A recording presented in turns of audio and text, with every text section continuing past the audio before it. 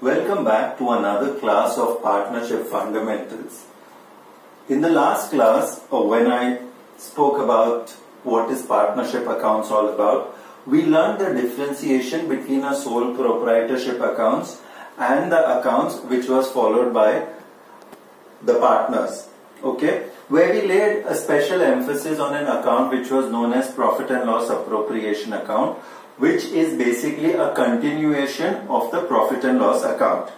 So we touched upon some important facts in regard to appropriation account, how the accounts are maintained in partnership accounts, and how we are going to go forward.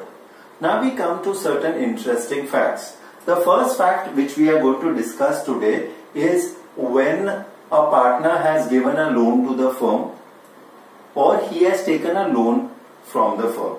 Okay, so it is very necessary to understand what would be the journal entry in this case. Okay, first let's take when the partner has given a loan.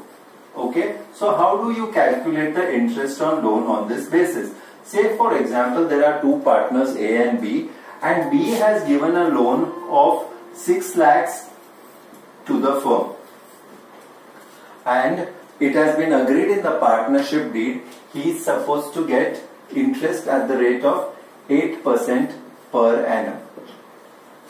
When we calculate 8% per annum on a loan of rupees 6 lakhs, we come to the conclusion that the interest on loan is rupees 48,000. That would be 8% of 6 lakhs. If the partnership deed is silent, then we come to the conclusion that we have to only give 6% instead of 8%. But since it specifically mentioned the interest on loan is 8%, we are going to take 8% of 6 lakhs. Now let us come to the journal entries in this case. So keep in mind this figure of 48,000 which the firm has to pay to the partners. Now the question arises is that where should this item be going? Should it be going to the profit and loss account or should it be going to the profit and loss appropriation account? This will go directly to the profit and loss account because it is a charge against profit. Okay, so what is a journal entry when we have to provide for interest?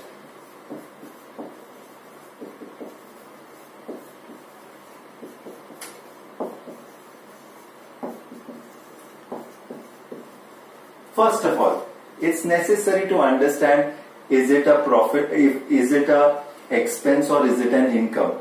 It is very clear it is an expense. So we debit all expenses. So interest on partner's loan is debited,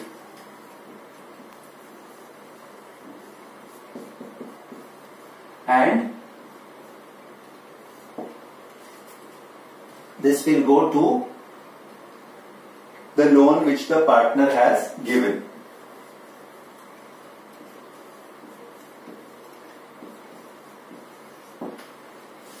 Okay, take for example the amount is 48,000 which we had discussed before, that was 8% of 6 lakhs. Now we are going to transfer this interest to the profit and loss account. So your interest on partner's loan which was debited now will get credited. So to interest on partner's loan. Okay, and we shall debit the profit and loss account. The profit and loss account is debited. So nowhere will the appropriation come into picture here.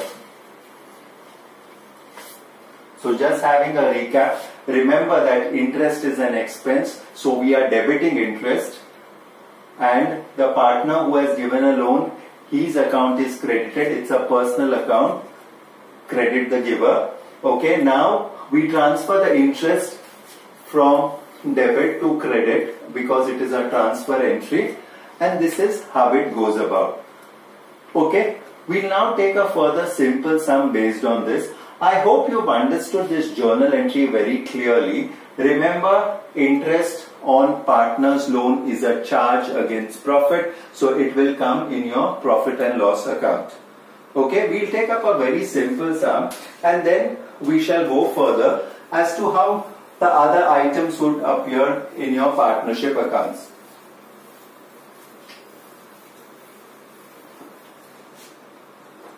Let's take, for example, there are two partners. The two partners are A and B, and they are sharing the profits and losses equally. So two partners, they are sharing the profits and losses equally. Both these partners have given a loan to the firm on the 1st of October 2019, and A gave away rupees 2 lakhs, while as B gave rupees 3 lakhs. So, two partners sharing profits and losses in the ratio equally, okay, and they have given loan to the firm rupees 2 lakhs and 3 lakhs. Okay, now it is agreed that both the partners will get interest on the loan at the rate of 12% per annum. Okay, now the year ending is of course 31st March, and in this case it would be 31st March 2020. We are supposed to pass the journal entries for this. Before we pass the journal entries for this, it is very important to know what is the interest on these two amounts. What is the interest on these two particular amounts? So let us calculate this first. A's loan. A has given 2 lakhs. The rate of interest, that is 12%, 12 upon 100. If you notice, the loan has been given on the 1st of October 2019. If the loan is given on the 1st of October 2019, let's calculate the number of months till the 31st of March. That would be October, November, December, Jan, Feb and March. So that would be 6 months. Okay. So taking this into calculation, if you are calculating 12% on 2 lakhs for 6 months, that would give you an interest of rupees 12,000. Now let us take the interest on B's amount, the loan which B has given. Similarly, very simple, 3 lakhs multiplied by the rate of interest, that is 12% upon 100 into 6 by 12, because the loan was given on the 1st of October. If you calculate this, the amount comes to be 18,000. Are we clear about this? So the loan 2 lakhs and 3 lakhs, it was given on the 1st of October. The rate of interest 12%, and the time period would go from 12% for 6 months. So this is 12,000 and 18,000 respectively. 3. So going ahead, we came to know that the interest on loan which has to be paid to A was 12,000 and that to B was rupees 18,000. Now from here, how would the journal entries go? First of all, remember that interest is an expense. So the interest on loan,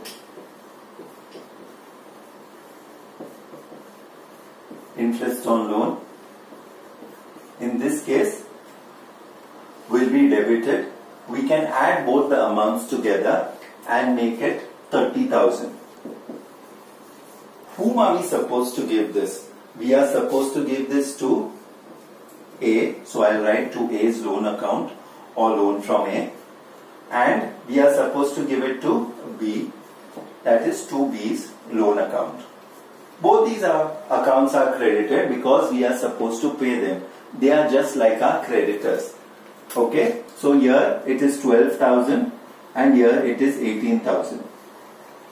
So the first step was to pass the amount, and then the second step is to transfer this amount. Okay, here will be the transfer entry. The transfer would be interest on loan, which is debit, now will be credited. So this is to interest on loan,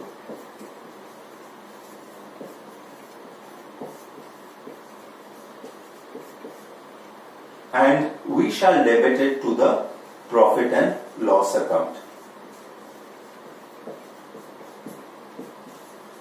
And the amount would be 30,000 and 30,000. Remember children, it is very important to pass your narrations at the end of every journal entry. So even if I don't pass it on the board, you're supposed to remember and pass the narrations. Though narrations do not carry extra marks, but if not written, your marks will be cut. So just a recap, it is just interest on loan. Interest on loan we debited because it's an expense for the firm, and in the second occasion we transferred it to the profit and loss account.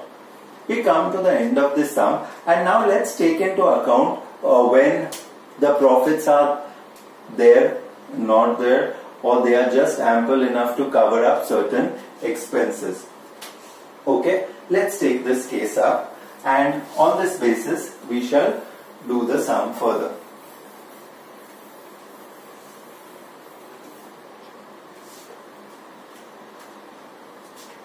There are two partners, X and Y, and they have given loans of, this is X and this is Y, they have given loans of rupees 4 lakhs and 2 lakhs respectively. These loans were given on the 1st of October 2019. So two partners, X and Y, giving 4 lakhs and 2 lakhs to the firm. Okay, now let's take into consideration there is no agreement at all, and the year ended is 31st March. Okay, no agreement at all. Now let us see what would be the different cases which we could take up in this case. Okay, now the profit before interest in the case of the first, in case number 1, was rupees 25,000. In case of the next case, we can take up the profits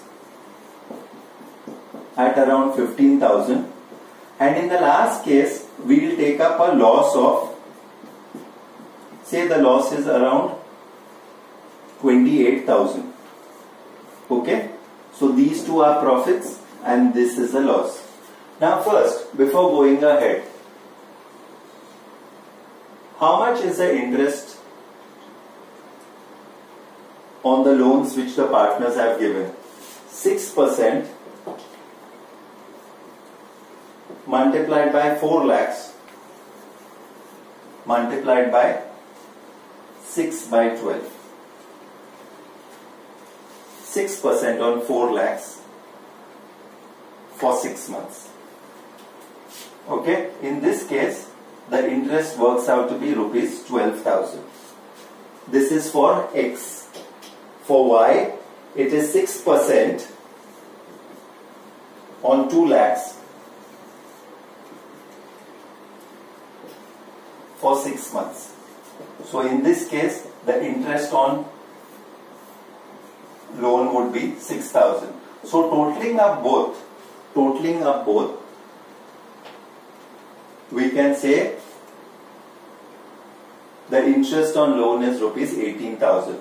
Now these are 3 conditions, or these are 3 cases which we are taking up. In the first case, if we take up, the profit is 25 lakhs and the interest on loan is 18,000, which means that 7,000 are the profits left which the partners can share. Okay, this is the first case. In the second case, the profit is 15,000 and they have to pay the partners 18,000 as interest on loan. So in this case, there is a negative of 3,000. So this losses will be shared amongst the partners. In the third case, there is already a loss. There is already a loss of 28,000. Okay, and here we are further minusing the interest on loan. That means this is minus minus and this is minus 46,000. Okay, so this again is a loss. So taking these three cases and these three things into consideration, where the profit was 25,000, 15,000 and a loss of 28,000, we find that only in the first case it is possible that the partners are getting profits. In the next two cases, it is not possible for them to get any profits. Okay. Now let us take the reverse scenario. Here the firm has given a loan to the partner. So here in this case, the interest which the firm will be getting, getting by giving a loan would be an income. Okay. So here interest on loan given. Okay. Let's take the journal entries for this particular part. In the first case, we are charging interest. Okay, we are charging interest, so it's an income for us. And just following the basic rules of accounts, it tells you that income is credited. So, to interest on loan given. Okay, and whom am I going to debit? I am going to debit the partner's capital account in case it is fluctuating capital method, and in case it is fluctuating capital method, then I shall take the partner's current account into consideration. Okay, so just repeating again, we are charging interest to the partners, which means the firm is earning interest here. Okay, and interest is credited, credit your incomes and gains, it's credited here. Okay, so we take this into consideration. The very second entry would basically be a transfer entry. Okay, when we transfer this which is credited, interest on loan given which is credited, would now be debited. Okay, interest on loan given, or this is basically interest earned. This would be debited, and you will credit your profit and loss account. Your profit and loss account is to be credited. So simple entries: one, you will take the interest as an income.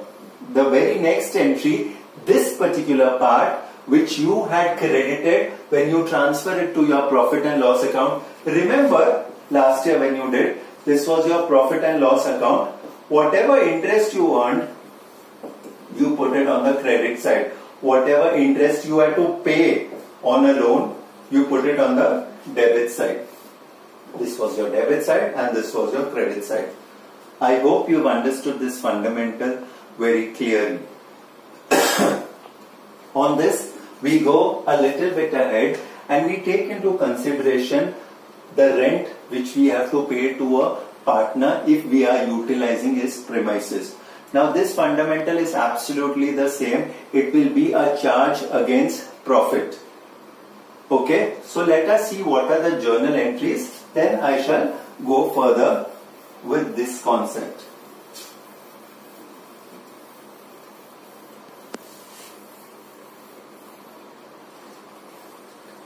Okay, the journal entry when the rent is paid. This is your simple basics of your 11th standard. You're paying, so cash is going out, credit what goes out. You can apply any principles you want to.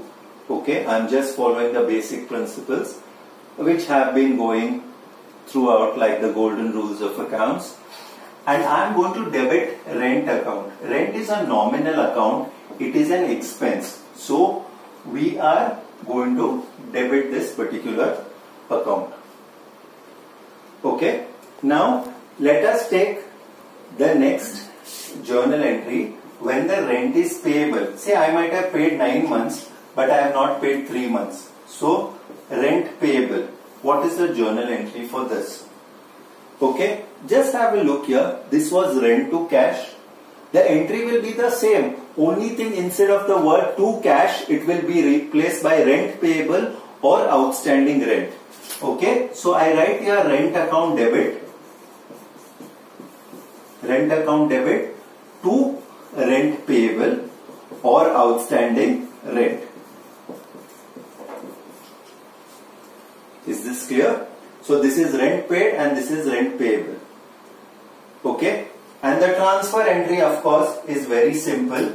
What will I do? I'll transfer rent which I have debited to credit. Okay, so this I'll transfer to the profit and loss account. So it will be profit and loss account debit to rent.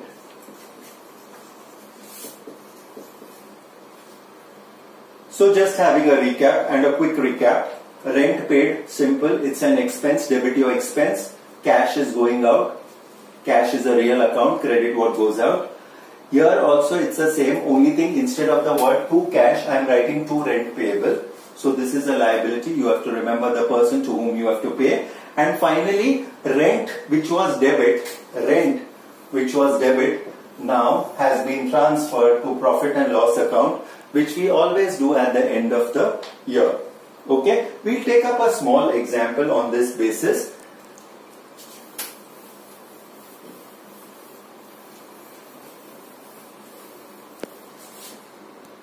There are two partners and these partners are X and Y. Out of this, Y has given his property on rent. Okay, Y has given his property on rent to the firm. Okay, and he is charging rupees 8,000 per month. He is charging rupees 8,000 per month. Now what has happened is that, let us first discuss how do you pass this entries here. Okay, simple one, 8,000 per month. Okay, your entry first, you're paying rent. So rent account debit. How much? This would be 8,000 multiplied by 12, which will give you 96,000. And of course, I am going to credit it to, what should I credit it to? What should rent be credited to? Your rent is debit.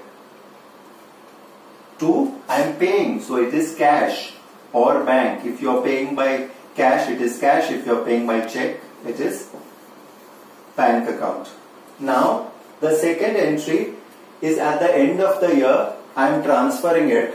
Okay, I am transferring this entry to the profit and loss account. So rent which was debit in the earlier case, now in this case I am crediting it and I am debiting P&L account with the same amount. Of course, children, I remind you again, and I shall remind you time and often again, that it is very necessary that you pass the narration at the end of each journal entry.